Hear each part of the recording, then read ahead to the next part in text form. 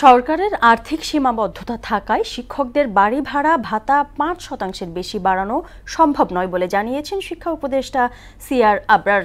আর আন্দোলনরত শিক্ষকদের প্রতিনিধি দেলোয়ার হোসেন আজিজি বলেন, আশ্বাসের নামে শিক্ষকদের সঙ্গে প্রহসন করা হয়েছে। প্রত্যাশা পূরণ না হওয়ায় টানা পঞ্চম দিনের মতো কেন্দ্রীয় শহীদ মিনারে অবস্থান কর্মসূচি পালন করছেন এমপিওভুক্ত শিক্ষকরা।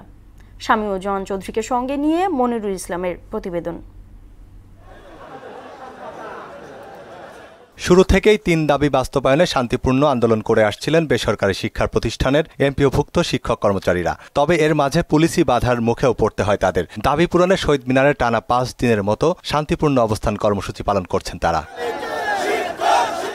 বৃহস্পতিবারের নির্ধারিত কর্মসূচি যমুনামুখী লং মার্চের ডাক দিলেও সরকারের সঙ্গে বৈঠক থাকায় অবস্থান কর্মসূচি পালন করেন শিক্ষক কর্মচারীরা। একই সঙ্গে সারা দেশে এমপিওভুক্ত বেসরকারি শিক্ষা প্রতিষ্ঠানে চলছে কর্মবিরতিও।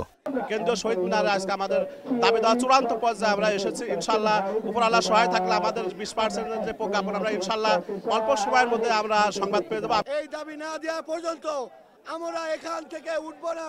এদিকে সচিবালয়ে শিক্ষা উপদেষ্টার সঙ্গে বৈঠক করেন আন্দোলনরত শিক্ষকদের একটি প্রতিনিধি দল। দলটির প্রতিনিধি দেলোয়ার হোসেন আজিজি অভিযোগ করেন, বিভিন্ন সংস্থার চাপে বৈঠকের নামে আইওয়াশ করেছেন শিক্ষা উপদেষ্টা।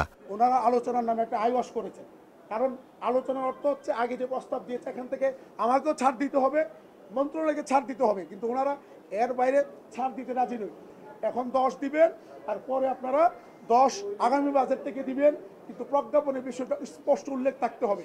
কিন্তু টোটাল মিলে আমাদেরকে 20%, এখন 10 কার্যকর হবে, আগামী বাজেট থেকে 10 কার্যকর হবে। ওনারা আমাদের কথা পুনর্বিবেচনা করেন নাই। এই জন্য আমরা ওনাকে বলছি, স্যার আমাদের পক্ষে এই ক্রাউডকে ম্যানেজ করা কোনোভাবে সম্ভব না। সরকারের সিদ্ধান্তকে রীতিমতো প্রহসন আখ্যা দিয়ে দাবি আদায় না হওয়া পর্যন্ত কঠোর কর্মসূচি দেওয়ার হুঁশিয়ারিও দেন আজিজি। আমাদের কষ্ট সরকার আমাদের কষ্ট বিবেচনায় নিতে চায় না, আমাদেরকে বাস্তবায়ন করে শহীদ মিনার মেনে ফেলেন। আমরা এখান থেকে যাব না, আমাদের লাশ যাবে।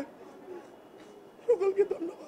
তবে দেশের বর্তমান বাস্তবতায় শিক্ষকদের দাবি মানা সম্ভব নয় বলে সাফ জানিয়ে দেন শিক্ষা উপদেষ্টা। বলেন, এই মুহূর্তে ৫% বেশি বাড়ানো সম্ভব নয়।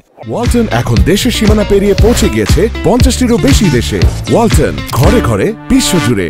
অনস্বীকার্য যে শিক্ষকদের যে বেতন, সেটা অবশ্যই এটা যত বেশি করা যায় সেটা করা দরকার।